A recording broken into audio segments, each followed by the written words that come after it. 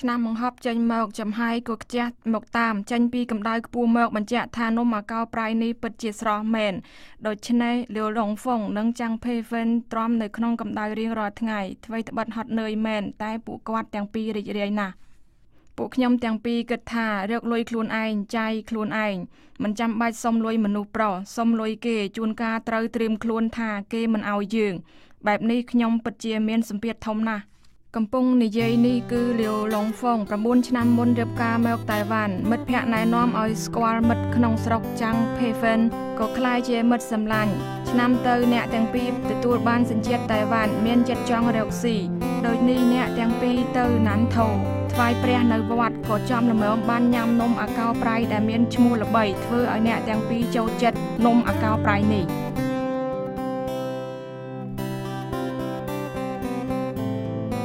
ក៏ចាប់ផ្ដើមកូរម្សៅចំហុយអាកោរៀងរាល់ថ្ងៃបើកហាងបំបែកក៏គ្មានបញ្ហាអ្វីដែរប៉ុន្តែបើកហាងដំបូងមិនទាន់ស្ទាត់ពិតជាលំបាកជូរចត់ណាស់ពេលរៀនធ្វើលើកដំបូងគិតថាលំបាកមែនពីព្រោះត្រូវបង្រៀនឲ្យបានស្មើគ្នាដូច្នេះខ្ញុំធ្វើយឺតណាស់ដូចបាច់ផ្កាប៉ុន្តែពីសប្តាហ៍ក្រោយខ្ញុំរៀនបាច់រាល់ថ្ងៃក៏កាន់តែស្ទាត់ទៅក្រោយមកក៏ធ្វើដោយធូរកម្លាំងខ្លះទៅនៅមានបងប្អូនផ្សេងទៀតមកពីស្រុកហ៊ូណានដូចគ្នាកំពុងរវល់ចេញចូលក្នុងហាងយកការងារនេះទុកដូចជាការងាររបស់ខ្លួនប្រៀបដូចជានំអាកោនេះពេលចំហុយចេញមកវាយ